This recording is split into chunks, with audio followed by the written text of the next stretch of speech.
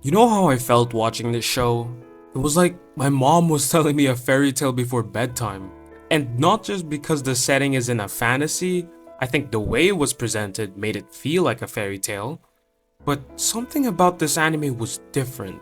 I've seen so many people praise it, giving it high ratings, all this talk about how good it was, but I'm really glad I didn't go into this with unreasonable expectations.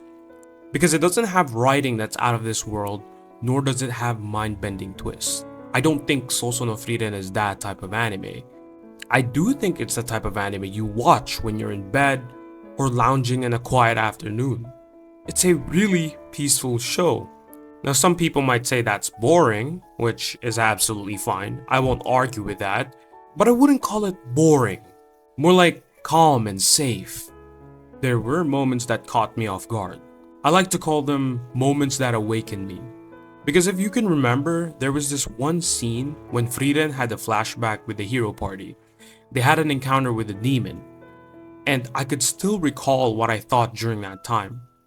I told myself, if you handle this the way I want you to, I am going to be blown away. And boy, did they do exactly that. I was so happy because I'm used to how concepts of demons or man-eating monsters were done.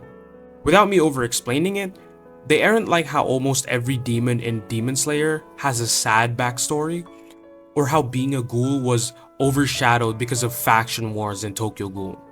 When really, the main point why these guys exist is due to their nature being so different to us humans, yet quite familiar to us.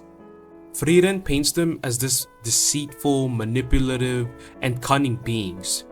That backstory was honestly amazing. Not because, it was dark, I don't get off of violence, but rather the author wasn't afraid of making them sort of villainous in character.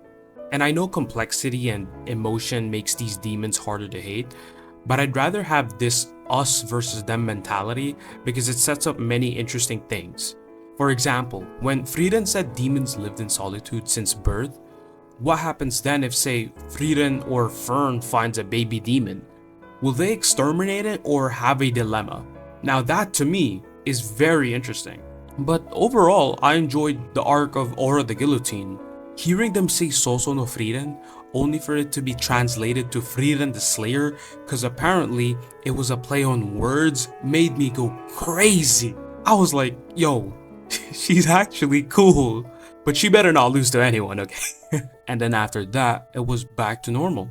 We end up meeting a few people, Kraft and Zine, who personally, I didn't want both to be in the party. I mean, I'm already happy with the trio. I like the dynamic between Frieren, Fern, and Stark, so there's no point in adding a fourth member, unless they really needed a healer. I don't know. I think Sane will come back once he finds Guerrilla Warrior and be the official priest of the party. Plus, whenever they did odd jobs and visiting towns to check up on them, meeting people along the way is a really relaxing experience. It's nice knowing that our guys won't be in danger or tiring themselves constantly, which in turn would have made me tired as well. Part of the reason why I think the way I do is because firstly, you have two of the most powerful mages, which adds a bit of safety. But also because characters that do end up dying either die peacefully of old age, which means most of them have little to no regrets and live full lives, or they end up being side characters who are easily disposable, so you don't really get attached to them. A few people died in the first class mage arc, but let's be real here, they weren't that interesting or even had that much attention. The most I seen was that one bald-headed dude who I presume sacrificed himself fighting the Sensei replica. Wait, I just realized, isn't Sensei's ability have something to do with her hair and that bald dude went up against her? Man, they literally set him up for failure. But yeah, the whole Frieren and Fern versus Frieren scene was also pretty cool. I'm kinda on board with Fern being the only few people capable of laying their hands on Frieren. Not a big fan though when that student of Seirei landed a good hit on her. I think it's cause I like seeing Frieren being OP. But then again, a mage made for battle could probably do it.